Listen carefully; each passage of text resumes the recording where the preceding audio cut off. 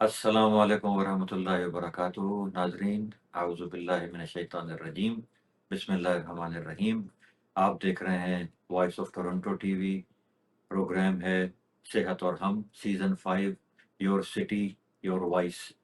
नाज़रीन, हमारी सीरीज़ चल रही है सेहत और हम के हवाले से, और उस सीरीज़ में हम पिछले 2 एपिसोड्स में हमने ज़िक्र किया जो लाइफ़स्टाइल मॉडिफ़िकेशन पिलर्स हैं, उनके बारे में। और उसी सिलसिले में जो आज हमारा तीसरा पिलर है, वो है एक्सरसाइज़ या मूवमेंट। तो इसके बारे में मैं आगे चलकर बात करता हूँ कि एक्सरसाइज़ सिर्फ़ एक जिम जाना और वेट लिफ्टिंग ही नहीं होती, इसके बहुत फ़ॉर्म्स हैं, बहुत तरीक़े हैं। लेकिन उससे पहले एक क्विक रिव्यू कि जो हम लाइफ़स्टाइल मॉडिफ़िकेशंस पिलर की बात करते हैं, वो पिलर्स क्या हैं? तो अगर आपको याद हो, मैंने एक एक्रोनिम यूज़ किया था शील्ड का, SHIELD। और उसमें हम बात कर चुके हैं एस से स्लीप के ऊपर, एच से बात कर चुके how to handle your stress, और आज हमारा टॉपिक है वो है एक्सरसाइज़ का। तो एक्सरसाइज़ के बारे में चलते हैं, बढ़ते हैं। इससे पहले एक मैं आपको बात बताऊँ कि अगर आप सिर्फ़ और सिर्फ़ इन 6 पिलर्स में से भी ये पूछें कि इनमें सबसे मोस्ट इम्पोर्टेंट पिलर कौन-सा है? या एक वो क्या फैक्टर है कि आप और कुछ भी ना करें, जो कि एक बड़ा अनलाइकली होता है, और आप सिर्फ़ एक चीज़ करने को कहें, तो उसमें मैं कहूँगा कि वो सिर्फ़ और सिर्फ़ मूवमेंट है। एक्सरसाइज़ है, मूवमेंट है, जो कि किसी भी फ़ॉर्म में हो सकती है। और इसके बारे में अब तक की जितनी भी मेडिकल और अ सेहत के हवाले से जितनी भी रिसर्च है, वो एक्सरसाइज़ के बारे में बहुत ज़्यादा है। इसको और एक्सरसाइज़ से चूँकि लिंक है हमारे मसल्स, हमारे हड्डियाँ, हमारे जोड़, तो मसल्स को ऑर्गन ऑफ लॉन्जेविटी भी कहा जाता है। यानी कि अगर आपके मसल्स मज़बूत हैं, तो ये एक वाहिद आपके लिए फैक्टर होता है कि आपकी ज़िंदगी बग़ैर मोहताजी के, और इवन जो लेटर ऐज में, जब हम ओल्ड ऐज में जाते हैं, तो वो एक बेस्ट चीज़ जो होती है वो आपके मसल्स होते हैं। क्यों? क्योंकि आपके जिस्म में जो 206 बोन्स हैं, हड्डियाँ जो हैं 206, उनको मरबूत रखने के लिए, उनको आपस में जोड़ के रखने के लिए, या जॉइंट्स को आपस में सही काम करने के लिए मसल्स होते हैं। और इन मसल्स की टोनिंग, इन मसल्स का हेल्दी होना, इन मसल्स का बल्क होना, और इनमें अच्छी, आप यूँ समझ लें कि मसल वेस्टिंग ना होना, ये एक चीज़ बहुत बड़ा फैक्टर होती है आपको चलते-फिरते रखने के लिए। तो आइए चलते हैं एक्सरसाइज़ पिलर की तरफ। और इससे पहले कि मैं इसमें बात करूँ कि किस एज ग्रुप के लिए कौन-सी एक्सरसाइज़ बेहतर है, हम बात करेंगे इन जनरल कि एक्सरसाइज़ के क्या-क्या बेनिफिट्स हैं। और जब मैं एक्सरसाइज़ की बात करता हूँ, तो वो सिर्फ़ जिम जाने का मकसद नहीं है, बल्कि हर ऐज के हिसाब से, हर एक माहौल के हिसाब से, मौसम के हिसाब से, स्पेशली हम जिस एनवायरनमेंट में कनाडा में रहते हैं, उसमें ऑलमोस्ट 6 महीने शदीद सर्दी होती है। तो आपको उस चैलेंजिंग टाइम में अपने आप को किस तरह से एक्टिव रखना है, उसके ऊपर हम चलकर आगे बात करेंगे। तो जैसे मैंने कहा कि एक्सरसाइज़ जो है ये फंडामेंटल और फाउंडेशनल पिलर है लाइफ़स्टाइल मेडिसिन का, लाइफ़स्टाइल मॉडिफ़िकेशन का। और इसके बारे में एम्फसाइज़ इसलिए किया जाता है कि ये सिर्फ़ आपकी एक फ़िटनेस लेवल नहीं है, बल्कि जब हम होलिस्टिक हेल्थ की बात करते हैं, तो हम बात करते हैं फ़िज़िकल, मेंटल, इमोशनल और स्पिरिचुअल वेल-बीइंग की। और इन ये जो तमाम 4 डायमेंशंस हैं वेल-बीइंग की, इसमें एक्सरसाइज़ का एक बहुत बड़ा रोल है। और अगेन हमारा एक अपना बीइंग अ मुस्लिम जो एक हमारा रूटीन है, उसमें 5 वक़्त की नमाज़ एक इसका बहुत, बहुत, बहुत, मैं समझता हूँ एक एक आफ़ाक़ी और एक अल्लाह की तरफ से एक बहुत बड़ी ये नेमत है कि जो हमें दिन में 5 दफ़ा टिपिकल एक एक नमाज़ का कहा जाता है। तो वो किस हद तक बेनिफिशियल है कि अगर आप कुछ भी नहीं करते, तो यकसुई से और खुशू और ख़ुज़ू के साथ इस नमाज़ को पढ़ना ही एक बहुत बड़ा आपके लिए एक्टिविटी हो सकती है। उसके बावजूद एक मॉडर्न मेडिसिन और जो आपको एक रिकमेंडेशंस दी जाती हैं, वो फिर मैं ज़िक्र करता हूँ कि किस उम्र में क्या होती है। सबसे पहले तो जो जनरल बेनिफिट्स हैं एक्सरसाइज़ के, वो क्या हैं? जर्नल बेनिफिट्स का मतलब है कि ओवरऑल ओवरऑल वो चाहे एक 2 से 3 साल का बच्चा हो या एक 85 या 90 साल के कोई बुजुर्ग हों, उनके लिए एक्सरसाइज किस तरह से फ़ायदेमंद होती है। तो देखिए, जिस्म में जितने भी सिस्टम हैं, दिल है, गुर्दे हैं, जिगर है, फेफड़े हैं, यानी हमारे जो भी बॉडी, हमारी जो बायोलॉजी है, उसको किसी भी किस्म की मूवमेंट, एक्सरसाइज़ वो उसको इम्प्रूव करती है। उसमें हार्ट हेल्थ है, मेटाबॉलिज़्म है, हमारा एक मुदाफ़ती सिस्टम है, जो हमारा इम्यूनिटी सिस्टम है, वो डायरेक्ट रिलेटेड है एक्सरसाइज़ से। और जो मूवमेंट और एक्सरसाइज़ अगर आप रेगुलर उसको करते हैं, तो जिस्म आपकी बॉडी के अंदर केमिकल्स बनाता है जिनको एंडोर्फिन्स कहते हैं। और अगर आपको याद हो, एंडोर्फिन्स हैप्पी हार्मोन्स हैं, एंडोर्फिन्स एंटी डिप्रेसेंट्स हैं, एंटी एंजाइटी हैं। यानी आपको जो उदासी, डिप्रेशन, एंजाइटी, लो मूड, ये सब चीज़ें जो आप कभी भी ज़िंदगी में किसी हिस्से में फ़ील करते हैं, एक्सरसाइज़ उसका सबसे बड़ा एंटीडोट है। ये एक्सरसाइज़ उसका एक सबसे बड़ा ट्रीटमेंट है, एक उसका इलाज है। उसके बाद आपके जिस्म में ओवरऑल जो एनर्जी होती है, एक्सरसाइज़ उसको इम्प्रूव करती है। आपकी नींद को इम्प्रूव करती है। आप यूँ समझ लें कि एक तरह से आपकी बॉडी थोड़ी-सी थक जाती है, तो और उस थकने से जो अंदर हार्मोन्स निकलते हैं, वो आपके लिए अच्छी नींद का और सुकून का बायस बनते हैं।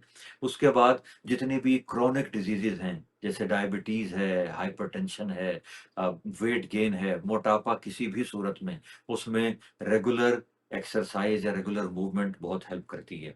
और उसके बाद ये आपकी जो माइंड है, उसको फ़ोकस देती है, आपके माइंड में शार्पनेस पैदा करती है, जिसको उर्फ़े-आम में ब्रेन फॉग भी कहा जाता है। माइंड में क्लैरिटी आती है इस सिलसिले में, जब आप एक्सरसाइज़ करते हैं। अच्छा, ये तो इन जनरल हो गया। उसके अलावा जो इसमें एक एक सोशल कनेक्शन का एक बहुत बड़ा फैक्टर है। सोशल कनेक्शन का मतलब है, जब आप अगर किसी जिम में आप जाते हैं या आपके पास एक ग्रुप है, अ, वो आपका कोई दोस्त हो सकता है, वो आपका कोई फैमिली मेंबर हो सकता है। आप अगर ग्रुप की सूरत में मिलकर अगर आप एक्सरसाइज़ करते हैं या वॉक करते हैं, किसी भी सूरत में कोई भी फिज़िकल एक्टिविटी है, जिसमें योगा है, जिम है, स्विमिंग है, इवन कुर्सी पर बैठे-बैठे योग चेयर योगा होता है, वो है। टाइ ची का आजकल एक बहुत बड़ा रिवाज है, जिसमें बगैर वज़न के उठाए, या जैसे कराटे है, ताइक्वांडो है, इस किस्म की जो भी एक्सरसाइज़ेज़ हैं, जब आप वो ग्रुप की फ़ॉर्म में करते हैं, तो आप एक आइसोलेशन से बाहर निकल कर एक आपको इंटरनल मोटिवेशन के साथ-साथ आपको एक एक्सटर्नल मोटिवेशन मिलती है, कि मैं अकेला नहीं हूँ, मेरे साथ और भी लोग हैं जो कि इस जर्नी में मेरे साथ शामिल हैं। तो ये जो एक्सरसाइज़ है, इसके मैंने जैसे बताया, हम इस पर घंटों बात कर सकते हैं। फिर ये इन्फ्लेमेशन जो बॉडी में, हमने अपने पिछले एपिसोड्स में, बल्कि मेरे ख़्याल से हर एपिसोड में किसी न किसी हवाले से क्रोनिक इन्फ्लेमेशन की, सोज़िश की बात होती है। तो एक्सरसाइज़ जो है, वो ओवरऑल सोज़िश को कम करती है।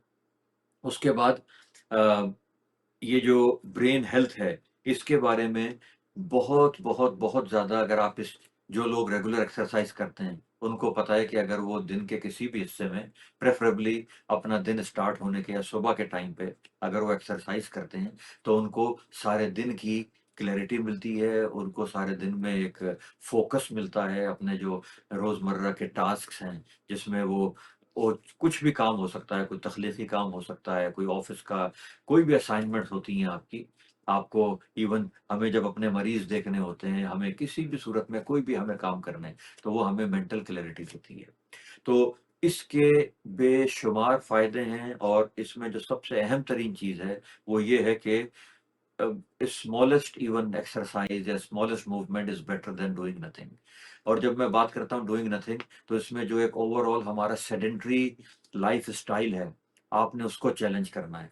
सेडेंटरी लाइफ़स्टाइल क्या होता है, कि आपने सुबह उठकर अपने काम पर जाना है, तो आप घर से निकल कर गाड़ी में बैठे और फिर आप जाके अपने ऑफ़िस में बैठ गए, या जो भी एक आपके काम करने की जगह है। उसके बाद आप घर से वापस आए, घर से वापस आए तो घर वालों ने ये समझा कि आज आप बहुत थके-हारे ऑफ़िस से आए हैं, अपने काम से आए हैं, तो उन्होंने आप जहाँ पर बैठे थे काउच पे टीवी के सामने, वहीं पर लाकर आपको चाय भी दे दी, आपको पानी भी दे दिया, या इवन सो मच सो कि आपने डिनर भी वहीं पर बैठे-बैठे कर लिया। तो इसको कहते हैं सेडेंटरी लाइफ़स्टाइल, या इसको कहते हैं काउच पोटैटो काउच, या काउच पोटैटो इन अ वे कि आप बस बैठे हैं और आपके सामने हर चीज़ रखी जा रही है।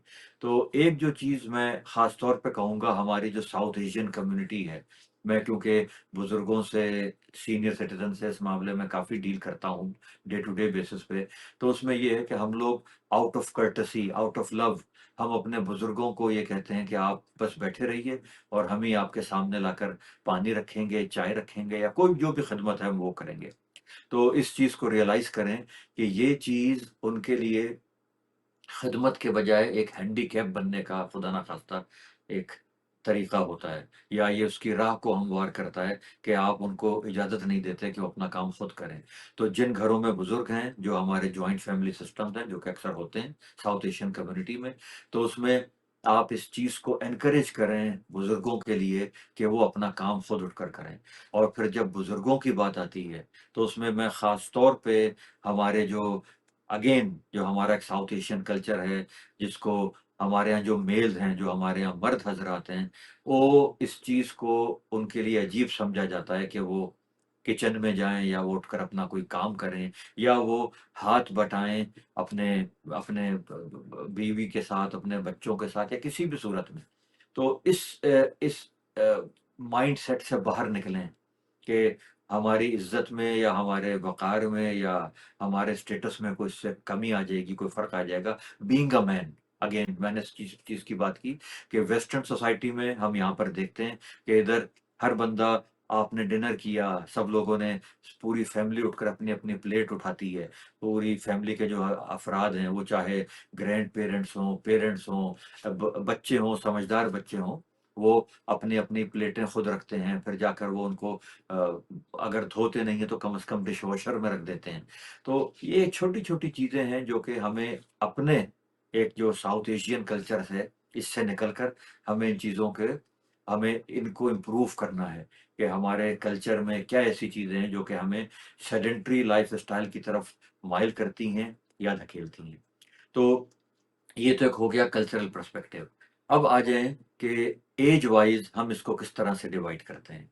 और इसमें फिर मैं लेकर चलूँगा, हम स्टार्ट करते हैं राइट फ्रॉम द बिगिनिंग, यानी जो हमारे छोटे बच्चे हैं। तो जो 2 साल की उम्र के बच्चे हैं टॉडलर्स, उनके बारे में तो एज़ सच कोई मेडिकल रिसर्च एज़ सच नहीं कहती, या कोई रिकमेंडेशन नहीं है। हमारी जो हेल्थ कनाडा है, या जो American college of lifestyle medicine है, या जो सेंटर फॉर डिज़ीज़ कंट्रोल है, वो रिकमेंडेशंस देती है 3 साल से 6 साल से बच्चों के लिए। उसके बाद जो बड़े बच्चे हैं, यानी बड़े बच्चों से मुराद है जो कि 8 साल से ऑनवर्ड, 8 साल से लेकर 17 साल के, जिनको अभी यानी इस ब्रैकेट में पीडियाट्रिक्स के अंदर आते हैं, बच्चों के उसमें आते हैं। हालाँकि 16-17 साल की उम्र में एक एक टीनेजर बच्चा होता है, जवान हो चुका होता है। और उसके बाद जो दूसरी कैटेगरी है, वो है 18 साल से 60 साल, 18 साल से 65 साल तक के एडल्ट्स की। और उसके बाद जब हम 65 साल से ऊपर चले जाते हैं, जो कि ओल्डर एडल्ट्स हैं, हमारे सीनियर सिटीज़न्स हैं, उनके लिए कुछ ख़ास रिकमेंडेशन हैं। और इन सब के बाद जो एक हमारा स्पेशल ग्रुप है, स्पेशल ग्रुप का मतलब है जिसमें एक वक़्ती तौर पे जैसे कोई प्रेग्नेंट ख़वातीन हैं, उनके लिए, या जिन लोगों को मोबिलिटी ऑर्डर्स हैं, उनको क्रोनिक, जैसे दिल की बीमारियाँ हैं, या एकदम से आपकी बायपास सर्जरी हुई है, आपके घुटनों की सर्जरी हुई है, ऐसे कोई भी मेडिकल कंडीशंस जिसमें एकदम से आपको एक्सरसाइज़ या गाड़ी चलाना या कोई भी विगरस एक्टिविटी रिकमेंड नहीं की जाती, उसके लिए आपको अपने हेल्थ केयर प्रोवाइडर से, आपको अपने फैमिली डॉक्टर से रुजू करके ही कोई ना कोई एक्सरसाइज़ करनी चाहिए। तो मैं बात करूँगा यहाँ पर टू स्टार्ट विद छोटे बच्चों के साथ।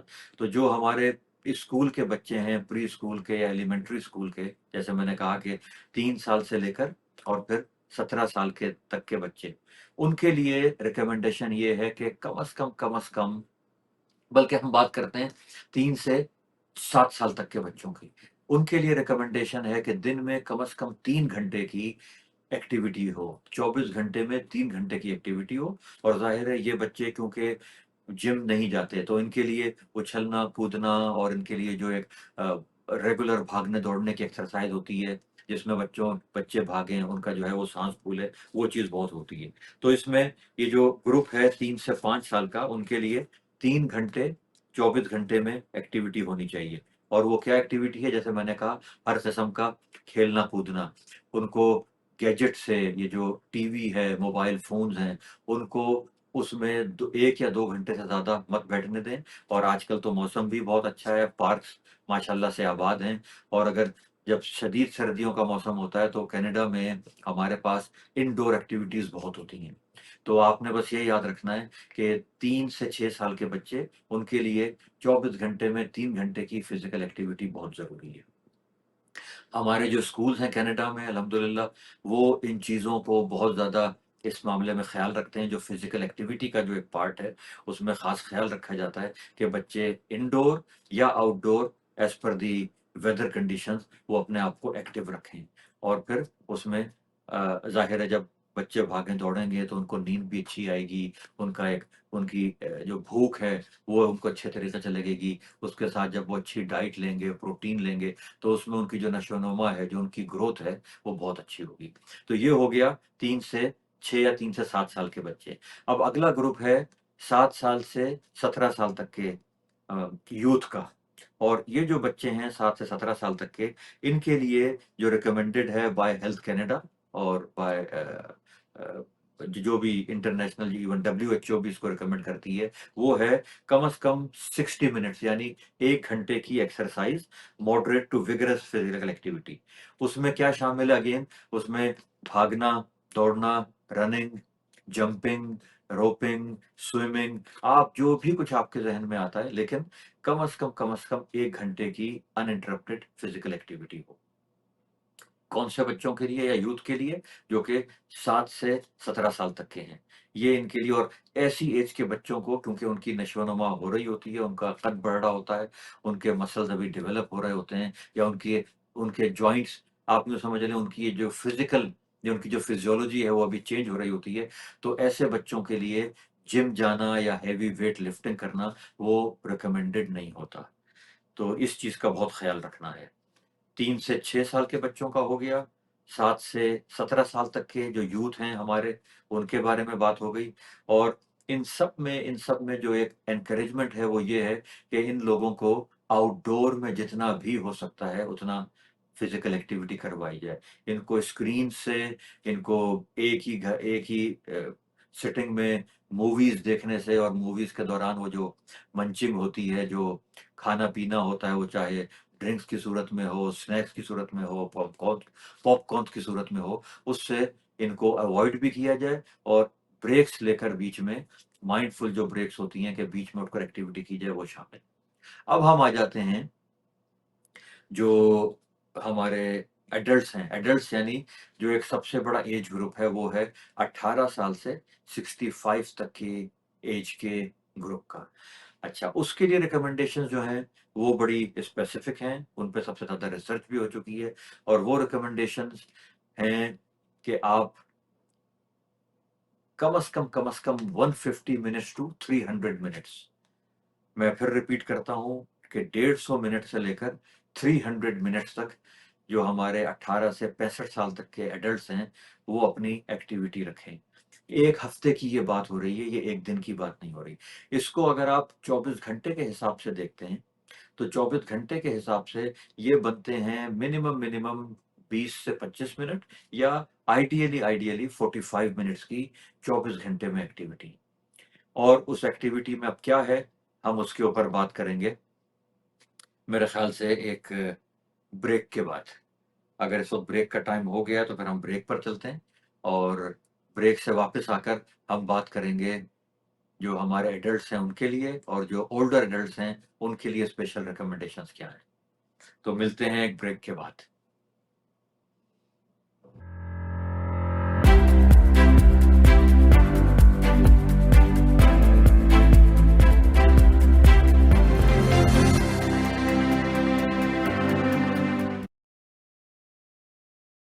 My mission? My mission My mission is to advance the UN's climate goals, to create global links through game design.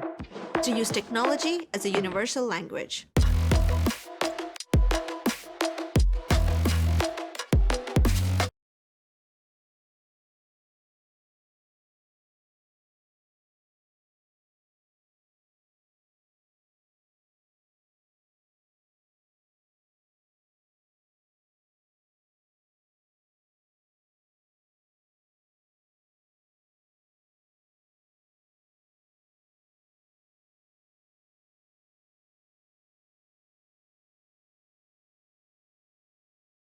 Nidhi Manzur Pervez phone for 162309366.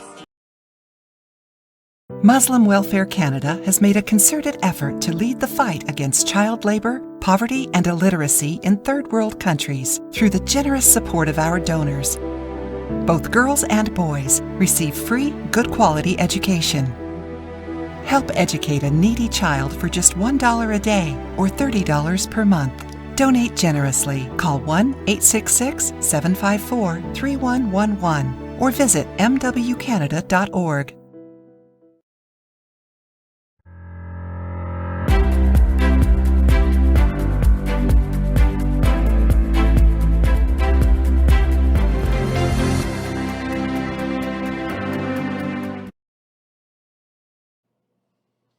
जी नाजरीन, वेलकम बैक। आप देख रहे हैं सेहत और हम, आपके अपने वॉइस ऑफ टोरंटो टीवी पर। और आज हम बात कर रहे हैं जिस लाइफस्टाइल पिलर की, लाइफस्टाइल मेडिसिन के पिलर की, वो है एक्सरसाइज। ब्रेक पर जाने से पहले हम उसको कैटेगराइज कर रहे थे कि बच्चों के लिए क्या रिकमेंडेशन है। बच्चों से मुराद है जो कि 3 से 7 साल तक के बच्चे हैं। उसके बाद हमने जिक्र किया जो हमारा यूथ है from 7 to 17 years of age, उनके लिए क्या एक्सरसाइज की रिकमेंडेशन है। वो मैं फिर से एक दफ़ा रिपीट कर दूं, वो है जो कि 7 से 17 साल तक के बच्चे हैं, जो यूथ हैं, उनके लिए कम अज़ कम 24 आवर्स में डेली 1 घंटे की एक्टिविटी, विगरस एक्टिविटी, अच्छी एक्टिविटी। और जो बच्चे हैं, छोटे बच्चे, उनके लिए 3 घंटे की, 3 घंटे का मतलब है 24 घंटे में वो कम से कम 3 घंटे जो बच्चे हैं वो एक्टिव रहें। और अब हम बात कर रहे थे ब्रेक पर जाने से पहले, जो एक हमारा मेन एक एज ग्रुप है वो है एडल्ट्स का, और वो है 18 से 65 साल तक की उम्र के। तो ये जो 18 से 65 साल की एज है, इसमें ज़ाहिर है मोस्ट ऑफ द जो एक्टिव लाइफ होती है वो हमारी होती है। और इसमें रिकमेंडेशन जो मिनिमम है, मिनिमम वो वीक की है 150 मिनट्स, और आइडियल जो है वो है 150 टू 300 मिनट्स पर वीक। और इसमें फिर समझने के लिए, आसान करने के लिए 2 तरह के इसमें हम इसको डिवाइड करते हैं। एक तो है कि आपकी regular physical activity. Regular physical activity का मतलब क्या है कि आप उसमें वॉकिंग कर रहे हैं, रनिंग कर रहे हैं, आप उसमें स्विमिंग कर रहे हैं, आप उसमें जैसे मैंने बताया योगा कर रहे हैं, टाई ची है, आप उसमें ताइक्वांडो कर रहे हैं, कोई भी जो फिजिकल एक्टिविटी है वो। अब ये जो चीज़ें हैं बॉडी को मूव करने की, इसमें कार्डियो भी आ जाता है, इसमें आपकी जो ट्रेडमिल पर भागना भी आ जाता है, जॉगिंग भी आ जाती है, ब्रिस्क वॉकिंग भी आ जाती है। लेकिन इन इन सब चीज़ों के साथ जो एक एक्स्ट्रा रिकमेंडेड है हफ्ते में कम से कम 2 दिन, वो है मसल स्ट्रेंथनिंग की ट्रेनिंग। मसल स्ट्रेंथनिंग ट्रेनिंग क्या है कि जो जिसको रेजिस्टेंस ट्रेनिंग भी कहा जाता है, जो कि हम जिम पे जाकर करते हैं, जो वेट लिफ्टिंग होती है वो हम करते हैं, या अगर वेट लिफ्टिंग ना भी हो तो एक्सरसाइज बैंड्स होते हैं। एक्सरसाइज बैंड्स जो हैं वो जो हमारे, आप अगर कभी फिजियोथेरेपिस्ट के पास गए हो, या जो एक हमारे जो एक रिहैबिलिटेशन जो क्लिनिक्स होते हैं, उनमें एक्सरसाइज बैंड्स होते हैं मुख्तलिफ कलर्स के, मुख्तलिफ उनकी उनकी जो रेजिस्टेंस होती है वो एक डिफरेंट होती है। तो उनको आप यूज़ करके जो मसल स्ट्रेंथनिंग है, जो मसल की रेजिस्टेंस है, वो कर सकते हैं। यहाँ पर एक पॉइंट जानना, एक एक नुक्ता जानना बहुत ज़रूरी है, वो ये है कि जब आप ट्रेडमिल करते हैं, या जब आप वॉकिंग करते हैं, रनिंग करते हैं, या इवन जब आप स्विमिंग करते हैं, तो उसमें मसल टोनिंग तो होती है, लेकिन उसमें मसल का जो बल्क है, यानी जो मसल की डेवलपमेंट है, वो उतनी नहीं होती, जो कि रेजिस्टेंस ट्रेनिंग के साथ या वेट लिफ्टिंग के साथ जो होती है।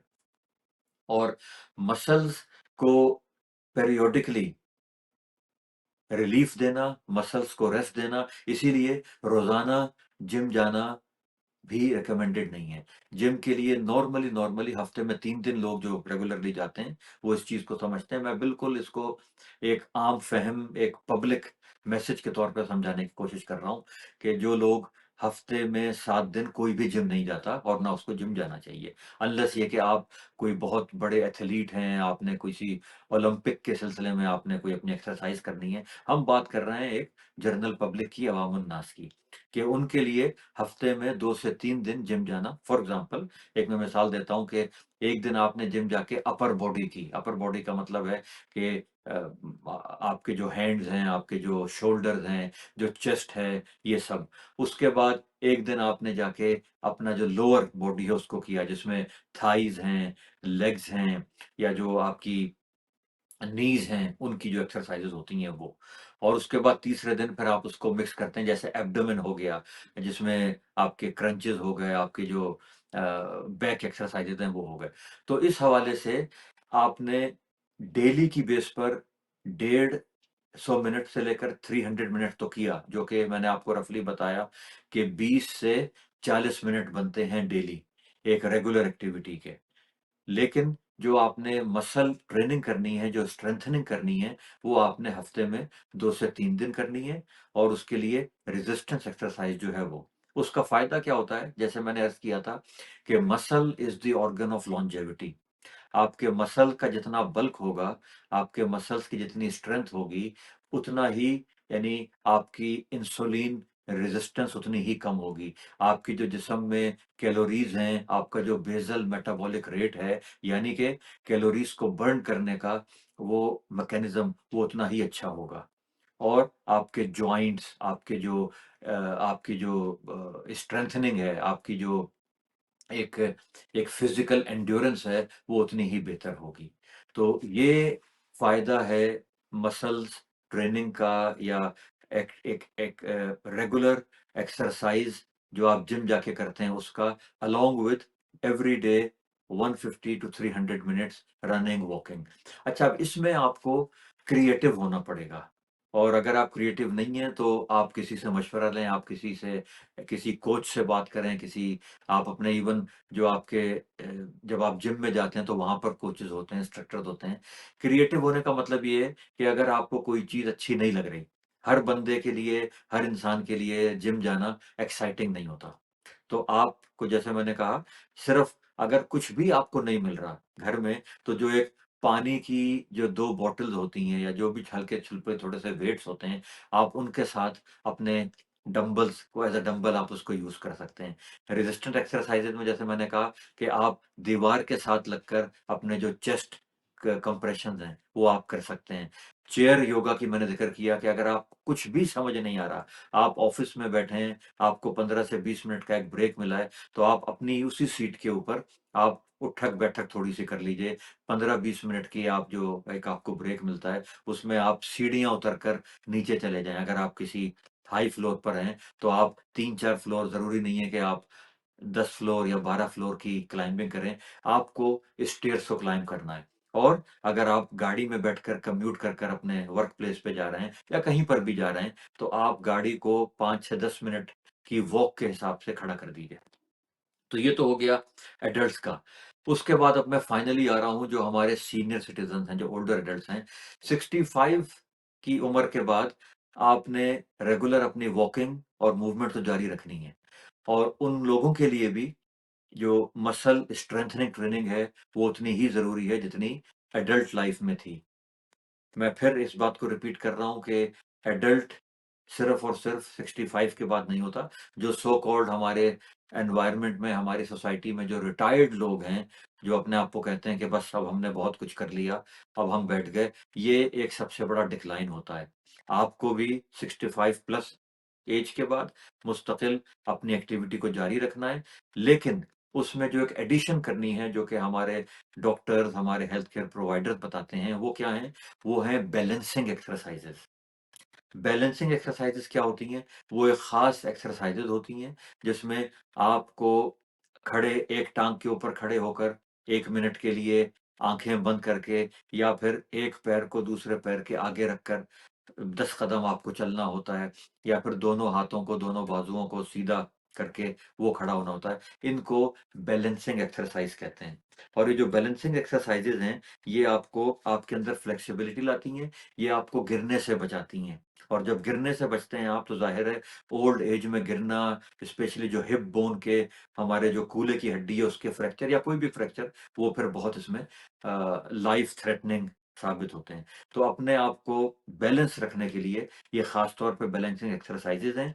अगेन ये आप अपने हेल्थ केयर प्रोवाइडर से, अपने फैमिली फिजिशियन से, अपने फिजियोथेरेपिस्ट से आप इसको पूछ सकते हैं। और ये आपके अंदर, ये आपको फॉल से बचाएँगी, आपको इंडिपेंडेंट करेंगी, बगैर छड़ी के, बगैर जो वॉकर होता है उसके बगैर आपको चलने से, आपको मदद देंगी चलने से। मूवमेंट, ये मैं आप हम क्लोजिंग रिमार्क्स की तरफ आते हैं कि जो मूवमेंट है, इट्स नॉट अबाउट परफेक्शन। जैसे मैंने कहा इसमें कोई, इसकी कोई इंतहा नहीं है। Movement is about participation, movement is about keep yourself internally motivated.